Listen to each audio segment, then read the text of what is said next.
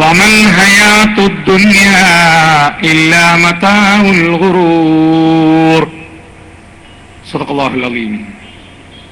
റബ്ബി ഇശ്റഹ് ലി സദ്രി വയസ്സിർ ലി അംരി വഹ്ലുൽ ഉഖ്ദത മിൻ ലിസാനി യഫ്ഖഹു ഖൗലി. വേദിയിൽ ഉപവിഷ്ടരായ പണ്ഡിതന്മാരെ, നേതാക്കളെ, എന്റെ വാക്കുകൾ ശ്രവിക്കുന്ന നല്ലവരായ സഹോദരന്മാരെ, സഹോദരിമാരെ, സുഹൃത്തുക്കളെ, നാട്ടുകാരെ, അള്ളാഹുവിന്റെ കാരുണ്യവും രക്ഷയും സമാധാനവും നമ്മുടെ എല്ലാവരുടെയും മേൽ എപ്പോഴും എപ്പോഴും വർഷിക്കുമാറാവട്ടെ എന്നാദ്യമായി ഞാൻ പ്രാർത്ഥിക്കുകയാണ്. പ്രൗഢഗംഭീരങ്ങളായ കുറെ പ്രഭാഷണങ്ങൾക്ക് ശേഷമാണ് അല്പം ചില കാര്യങ്ങൾ സൂചിപ്പിക്കുവാൻ ഞാൻ നിങ്ങളുടെ മുമ്പാകെ എഴുന്നേറ്റ് നിന്നിട്ടുള്ളത്. മഗ്‌രിബിന് ശേഷമുള്ള പ്രഭാഷണത്തിൽ ഡോക്ടർ ഹുസൈൻ മടവൂർ ആഹ്വാനം ചെയ്ത വിശാല മനസ്കതയുടെയും സ്നേഹത്തിന്റെയും കാര്യബോധത്തോടെയുള്ള മതപ്രബോധനത്തിന്റെയും ആശയം ചടുലമായി സമൂഹമധ്യത്തിൽ അവതരിപ്പിക്കണമെന്നും അതിനുശേഷം ജനാബ് ഷഫീഖ് അസ്ലം സാഹിബ് സൂചിപ്പിച്ച തൗഹീദി പ്രബോധന വീഥിയിൽ അതീവ ജാഗ്രതയോടെ മുന്നേറണം എന്നുമുള്ള ആശയങ്ങൾ നെഞ്ചിലേറ്റിക്കൊണ്ട് നമ്മുടെ ജില്ലയുടെ വിവിധ ഭാഗങ്ങളിലേക്ക് നാം തിരിച്ചു പോകണം എന്ന ഒരൊറ്റ വാചകം പറഞ്ഞാൽ എന്നെ ഏൽപ്പിച്ച ദൗത്യം, വിഷയം ഏതാണ്ട് പൂർത്തിയാകും എന്നാണ് എനിക്ക് തോന്നുന്നത്. ദീർഘമായ ഒരു പ്രസംഗം കേൾക്കുവാനുള്ള മാനസികാവസ്ഥ നിങ്ങൾക്കോ ഇനി നിങ്ങളെ പ്രസംഗിച്ച് ബുദ്ധിമുട്ടിക്കാനുള്ള ഒരു ത്രാണി എനിക്കോ ഇല്ലാത്ത ഒരു സമയമായതുകൊണ്ട് അല്പസമയം കൂടി നിങ്ങൾ സഹകരിക്കണമെന്ന് മാത്രം അഭ്യർത്ഥിച്ചുകൊണ്ട് ഞാൻ ചില കാര്യങ്ങൾ സൂചിപ്പിക്കുകയാണ്. മഹാനായ ഒരു ആംഗലേയ ചിന്തകൻ ഒരിക്കൽ പറഞ്ഞു, "We think our civilization near its meridian, but we are still at the cock-crowing and at the morning star." എന്ന് നമ്മളൊക്കെ വിചാരിക്കുന്നത് നമ്മുടെ സംസ്കാരം അങ്ങ് ഉച്ചിയിലെത്തി നിൽക്കുന്നു എന്നാണ്. പക്ഷേ നമ്മൾ ഇപ്പോഴും കോഴി കൂവുന്നിടത്തെ എത്തിയിട്ടുള്ളൂ, പ്രഭാത നക്ഷത്രത്തെ മാത്രമേ നമുക്ക് കാണാൻ കഴിയുന്നുള്ളൂ എന്ന്, തുടങ്ങിയിടത്ത് തന്നെ നിൽക്കുന്നു എന്നർത്ഥം. ഇങ്ങനെ ഒരു കാലഘട്ടത്തിലാണ് ദൗർഭാഗ്യവശാൽ ഞാനും നിങ്ങളും ജീവിക്കേണ്ടി വന്നിട്ടുള്ളത്. യൗവനം എന്ന് പറയുന്നത് ഒരു മനുഷ്യന്റെ ജീവിതത്തിലെ ഏറ്റവും നല്ല കാലമാണ്. ആ നല്ല കാലം എല്ലാവരെയും കൊതിപ്പിക്കുകയും ത്രസിപ്പിക്കുകയും ചെയ്യുന്ന, എന്തിനേയും വെല്ലുവിളിക്കാനുള്ള ഊർജം പ്രദാനം ചെയ്യുന്ന ഒരു കാലമാണ്. അതുകൊണ്ട് കുഞ്ഞുണ്ണി മാഷ് രണ്ടുപേരി എഴുതി വെച്ചു, "വാർദ്ധക്യമേ നീ വേഗം വന്നു പോയിക്കൊള്ളൂ മുന്നേ, യുവത്വം ആ കുരുത്തം കെട്ടോൻ വന്നുകൊള്ളട്ടെ പിന്നെ" എന്നും. എനിക്ക് വേണ്ടത് യൗവനമാണ്, എനിക്ക് വേണ്ടത് ചുറുചുറുക്കാണ്, എനിക്ക് വാർദ്ധക്യം വേണ്ട, എനിക്ക് അവശത വേണ്ട, എനിക്ക് വിവശത വേണ്ട എന്ന് എല്ലാവരും കൊതിക്കുകയും ചിന്തിക്കുകയും ചെയ്യുന്നതാണ്. പക്ഷെ എന്താണ് നമ്മുടെ യൗവനത്തിന് ഇന്ന് വേണ്ടത്? നമ്മുടെ യൗവനം എന്താണ് ചെയ്യുന്നത് എന്ന് എളുപ്പത്തിൽ മനസ്സിലാക്കാൻ ഇന്നലെയും ഇന്നും പുറത്തിറങ്ങിയ പത്രങ്ങളിലെ ചില വാർത്തകളുടെ തലക്കെട്ടുകൾ മാത്രം ഞാൻ നിങ്ങളെ കേൾപ്പിക്കാം. ഇതിൽ പ്രതികളായി വന്നവരെല്ലാം 40 വയസ്സിൽ താഴെയുള്ളവരാണ് എന്ന് നമ്മൾ മനസ്സിലാക്കണം. ചിലതിലെ പ്രതികളെ കിട്ടിയിട്ടുമില്ല. വീട് കുത്തിത്തുറന്ന് കവർച്ച, 14 പവനും 60,000 രൂപയും കവർന്നു. ഇത് ഫറൂഖിൽ ഉണ്ടായതാണ്, ആളെ കിട്ടിയിട്ടില്ല. ലോക്കർ കവർച്ച, ബാങ്ക് ജീവനക്കാരനെ ചോദ്യം ചെയ്തു. കാസർകോട്ട് ജയിൽ ചാടിയ ഒരാൾ കൂടി പിടിയിൽ. ബ്ലേഡ് പലിശ ക്രൈംബ്രാഞ്ചിന് കൂടുതൽ തെളിവുകൾ ലഭിച്ചു. പോലീസുകാരടക്കം ഉൾപ്പെട്ട കേസാണ്.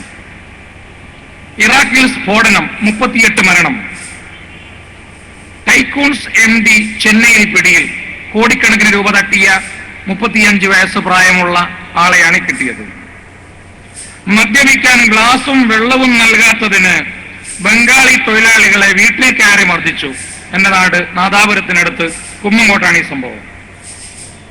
വ്യാപാരിയുടെ കൊലപാതകം, 2 പേർ കൂടി അറസ്റ്റിൽ. അത് ചേളാരിയിലാണ് സംഭവം.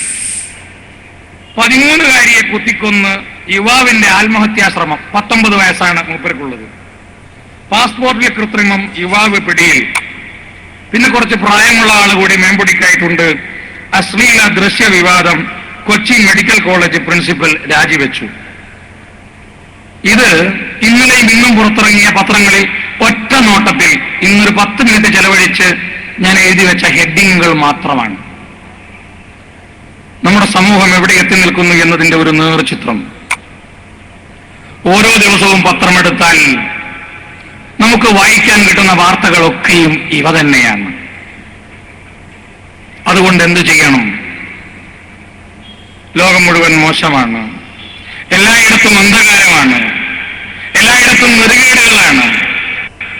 ഇനി ജീവിച്ചിരുന്നിട്ട് കാര്യമില്ല എന്ന് പറഞ്ഞ് മദ്യത്തിൽ അഭയം തേടണോ? മയക്കുമരുന്നിന്റെ പിന്നാലെ പോകണോ? ഇനിയൊന്നും നന്നാവില്ല എന്ന് പറഞ്ഞ് എല്ലാറ്റിനെയും കുറ്റം പറഞ്ഞ് മാറി നിൽക്കണോ? ഇവിടെയാണ് നേരത്തെ നമ്മുടെ ISMന്റെ ജില്ലാ സാരഥി പറഞ്ഞതുപോലെ വിശ്വാസികളോട് അല്ലാഹു പറഞ്ഞ ഒരു വാക്യം പ്രസക്തമാവുന്നത്. കുൻതും ഖൈറ ഉമ്മ, നിങ്ങൾ ഖൈറ ഉമ്മത്താണ്, നിങ്ങൾ ഉത്തമ സമുദായമാണ്. എന്നെയും നിങ്ങളെയും പറ്റിയാണ് അല്ലാഹു പറയുന്നത്. ഉഖ്രിജത് ലിന്നാസ്, മുഴുവൻ ജനങ്ങൾക്ക് വേണ്ടിയും പുറത്തു കൊണ്ടുവരപ്പെട്ട ഖൈറ ഉമ്മത്താണ് നിങ്ങൾ. എന്തുകൊണ്ടാണ് നിങ്ങൾ ഖൈറ ഉമ്മത്തായത്? നിങ്ങളുടെ ബാങ്ക് ബാലൻസ് കൊണ്ടാണോ? നിങ്ങളുടെ ജോലി കൊണ്ടാണോ? നിങ്ങളുടെ ശമ്പളം കൊണ്ടാണോ? നിങ്ങളുടെ സ്ഥാനമാനങ്ങൾ കൊണ്ടാണോ? നിങ്ങൾക്കുള്ള അംഗീകാരം കൊണ്ടാണോ? അല്ല. പിന്നെ നിങ്ങൾ ഖൈറ ഉമ്മത്താവാൻ കാരണം അല്ലാഹു എടുത്തു പറയുന്ന ക്വാളിറ്റീസ്. തഅ്മുറൂന ബിൽ മഅറൂഫ് വതൻഹൗന അനിൽ മുൻകർ. നിങ്ങൾ നന്മയായ നന്മകൾ മുഴുവൻ കൽപ്പിക്കുന്നവരാണ്, തിന്മയായ തിന്മകൾ മുഴുവൻ വിലക്കുന്നവരാണ്. അങ്ങനെ നന്മ കൽപ്പിക്കുകയും തിന്മ വിരോധിക്കുകയും ചെയ്യാൻ ജനങ്ങൾക്കിടയിൽ നിന്ന് പുറത്തു കൊണ്ടുവരപ്പെട്ട ഉത്തമ സമുദായമാണ് നിങ്ങൾ എന്നാണ് എന്നെയും നിങ്ങളെയും നാം ഉൾക്കൊള്ളുന്ന ഈ സമൂഹത്തെയും സമുദായത്തെയും വിളിച്ചുകൊണ്ട് അല്ലാഹു വളരെ കൃത്യമായി പറയുന്നത്.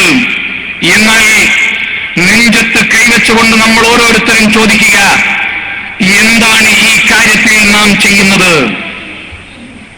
എന്ത് നന്മയാണ് നമ്മൾ ജനങ്ങളോട് കൽപ്പിക്കുന്നത്?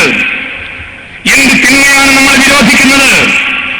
അഥവാ വല്ല തിന്മയും വിരോധിക്കാൻ ശ്രമിച്ചാൽ അതിന് ജാതിയുടെ മതത്തിന്റെ നിറം നൽകി എന്നിട്ട് അതിൽ പോലും വർഗീയതയും വിദ്വേഷവും വളർത്താനുള്ള ശ്രമങ്ങളാണ് നടത്തുന്നത്. ഇന്നത്തെ പത്രത്തിൽ കേരളത്തിലെ ശക്തമായ രാഷ്ട്രീയ പിൻബലമുള്ള ഒരു പാർട്ടിയുടെ സെക്രട്ടറി മദ്യത്തിനെതിരെ ഒരു പരാമർശം നടത്തിയപ്പോൾ അത് ഒരു സമുദായത്തിനെതിരെയുള്ള കടന്നാക്രമണമെന്ന് വ്യാഖ്യാനിക്കുവാനാണ് സമുദായത്തിന്റെ സാരഥ്യം വഹിക്കുന്ന ആളുകൾ പോലും തയ്യാറാവുന്നത്. എവിടെയാണ് മദ്യമത്ത് നിൽക്കുന്നത്? കോഴിക്കോട്ടങ്ങാടിയിൽ +2 പഠിക്കുന്ന വിദ്യാർത്ഥികൾ 18ഓളം ബൈക്കുകൾ മോഷ്ടിച്ച് പിടിയിലായത് വാർത്ത വന്നിട്ട് കൊല്ലം 2 തികഞ്ഞിട്ടില്ല. എന്തിനാണ് ഈ മക്കൾ ബൈക്ക് മോഷ്ടിച്ചത്? അടിച്ച് പൊളിച്ച് ജീവിക്കാൻ. എവിടെ നിന്നാണ് ഇവർ മോഷ്ടിച്ചത്? പല സ്ഥലങ്ങളിൽ നിർത്തിയിട്ട ആളുകളുടെ ബൈക്കുകൾ മാത്രം.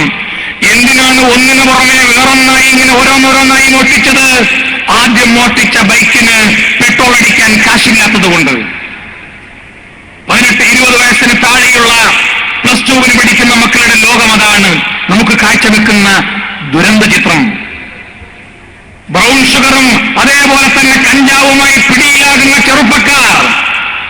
ഇവിടെ എല്ലാ മേഖലകളിലും ന്യൂനപക്ഷം പിന്നാക്കമാണ് എങ്കിൽ പോലും ഇത്തരം ക്രിമിനൽ കേസുകളിലൊക്കെ എല്ലാ സമുദായത്തിന്റെ പ്രാതിനിധ്യങ്ങളെയും അട്ടിമറിച്ചുകൊണ്ട് മുന്നോക്കമായി മാറിയതിന്റെ മാത്രമാണ് ഒരു ഭാഗത്ത് നമുക്ക് കാണാൻ കഴിയുന്നത്.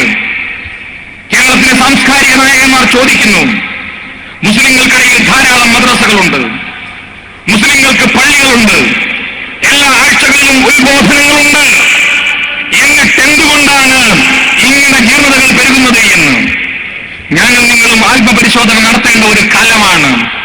ഇവിടെയാണ് ഞാൻ ആദ്യം ഒതുക്കൽപ്പിച്ച തഅ്മുറൂന ബിൽ മഅറൂഫ് വതൻഹൗന അനിൽ മുൻകർ, അത് തിന്മകൾ വിരോധിക്കുവാനും നന്മകൾ കൽപ്പിക്കുവാനുമുള്ള ദൗത്യത്തിൽ നിന്ന് ഈ സമുദായം പിറകോട്ട് പോയി എന്നതുകൊണ്ടാണ് ഇത്രയും വലിയ വിപത്ത് ഈ സമൂഹത്തെ കാർന്നു നിന്നുകൊണ്ടുവരുന്നത്. എല്ലായിടത്തും ജീർണതകൾ അറിയാതെ കടന്നു വരുന്നു. നമ്മുടെ കുടുംബങ്ങളിൽ നമുക്ക് കാണാൻ കഴിയുന്ന സീരിയലുകൾ ചർച്ച ചെയ്യുന്ന പ്രമേയം അവിഹിത ബന്ധങ്ങളുടെ പ്രമേയമാണ്, കൊലപാതകങ്ങളുടെ പ്രമേയമാണ്, മോഷണത്തിന്റെ പ്രമേയമാണ്. വടകരക്കടുത്ത് ഒരു സ്കൂൾ വിദ്യാർത്ഥിയെ ഒരു ദിവസം ഒരു ബന്ധു പിടികൂടി. അയാളുടെ വീട്ടിൽ ഭാര്യയുടെ സ്വർണ്ണാഭരണം മോഷ്ടിക്കാൻ ശ്രമിക്കുന്ന വേളയിൽ സ്വന്തം പെങ്ങളുടെ മകൻ നമ്മുടെ വീട്ടിൽ വന്നാൽ അവനെ സംശയിക്കാൻ നമുക്ക് വകയില്ലല്ലോ. പെട്ടെന്നെന്തോ കാശെടുക്കാൻ കയറിയപ്പോഴാണ് ഷെൽഫിന്റെ അടുത്ത് നിന്ന് ഇവൻ പരുങ്ങുന്നത് കണ്ടത്. ഷെൽഫിൽ വെച്ച ആഭരണത്തോടെ ഇവനെ പിടികൂടി, ചോദ്യം ചെയ്തു. എന്ത് വകയിലാണ് നീ മോഷ്ടിച്ചത്? ആരാണ് നിന്നെ ഇത് പഠിപ്പിച്ചത്? ആദ്യമായി മോഷണത്തിൽ പിടിയിലായതുകൊണ്ട് വിറച്ച് സത്യങ്ങൾ ഓരോന്നോരോന്നായി ആ കുട്ടി പറഞ്ഞു. ആ പറഞ്ഞ ഓരോ കുട്ടിയുടെയും വീട്ടിൽ ചെന്ന് അന്വേഷണം തുടർന്നു.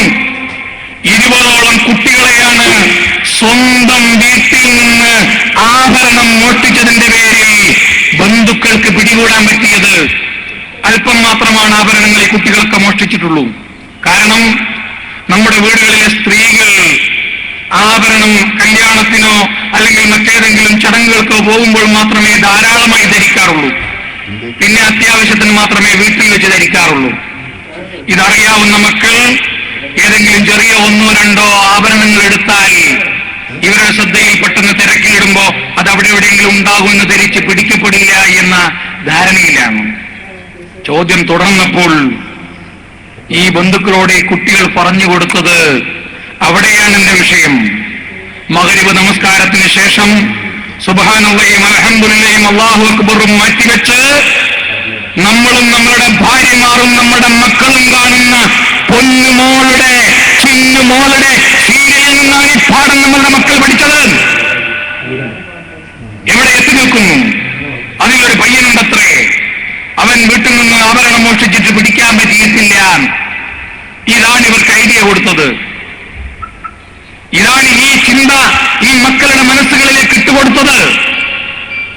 നന്മയുടെ മേഖലയിലേക്ക് ആളുകൾ ഇതുപോലെയുള്ള കാര്യങ്ങൾ മാതൃകയാക്കി പോകുന്നില്ല. എന്തിന് മോഷ്ടിച്ചു എന്ന് ചോദിച്ചാൽ കേവലം ഐസ്ക്രീം കഴിക്കാൻ, ഫലൂദ കഴിക്കാൻ, ഷവർമ കഴിക്കാൻ, ഇങ്ങനെ കുറച്ച് തിരിയുന്ന നരകത്തിലെ കോഴി എന്നാണ് നാടൻ ഭാഷയിൽ പറയുന്നത്, നരകത്തിലെ കോഴിയെ തിന്നാൻ. ഇതല്ലാതെ വേറെ യാതൊന്നുമില്ല. പിന്നെ വേണമെങ്കിൽ അത്യാവശ്യം കമ്പനി